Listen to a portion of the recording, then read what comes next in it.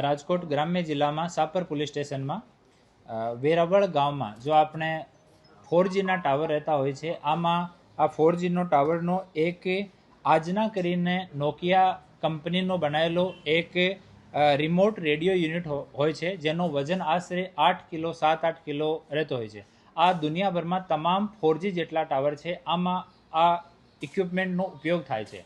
એનું કામ છે કે નીચેથી ટાવરમાંથી જો સિગ્નલ આવે એને જો ઉપરની યુનિટ છે એની સાથે કનેક્ટ કરવાનું એનું કામ છે. એના ટાવરમાં મહત્વપૂર્ણ યુનિટ છે. જ્યારે આ યુનિટ ચોરાઈ જાય કે બંધ થઈ જાય તો આ ટાવર નિષ્ક્રિય થઈ જાય છે.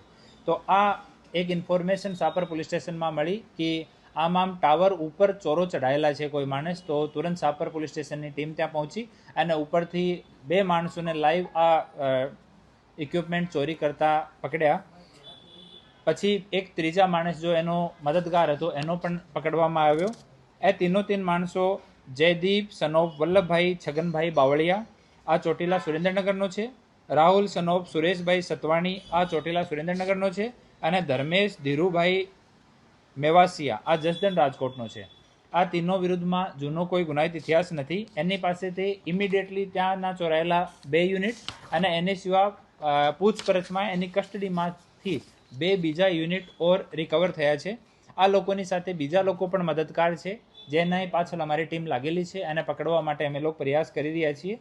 આરંભિક પૂછતાછમાં એ લોકો રાજકોટ શહેરની હદમાંથી 8 ટાવરમાંથી 15 ઇક્વિપમેન્ટ ઓલરેડી એ ચોરી ચૂક્યા છે.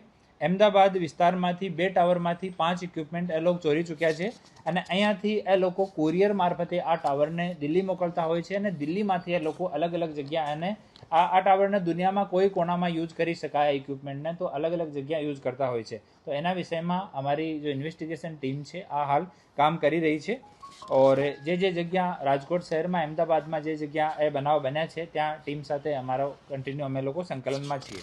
એના જો અહીંયાના લોકો છે એનો એ જ્યારે અમદાવાદ રાજકોટ અને રાજકોટ ગ્રામ્યમાં જો બનાવ બન્યા એમાં એ લોકો સહભાગી છે. એની સાથે એના જો બીજા આરોપીઓ છે એ લોકો પહેલાંથી જ બીજા રાજ્યોમાં રાજસ્થાન આ રાજ્યોમાં એ લોકો ઓલરેડી આ ચોરીનું કામ કરતા હતા.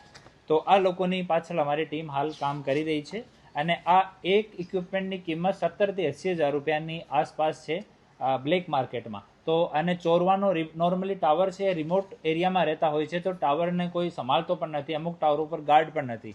તો ત્યાં જઈને આને ચોરી કરવાનો આ લોકો માટે બહુ આસાન છે. તો ચોરી કરીને પછી એના કોરિયરથી એ લોકો મોકલતા હોય છે.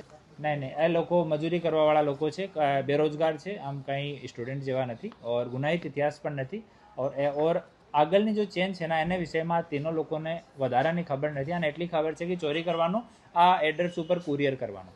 તો બધી વસ્તુની ઇન્વેસ્ટિગેશન હાલ ચાલુ છે. આમાં ઓર આગળ ઇન્વેસ્ટિગેશન જેમ જેમ વધશે આપણને ઇન્ફોર્મ કરવામાં આવશે.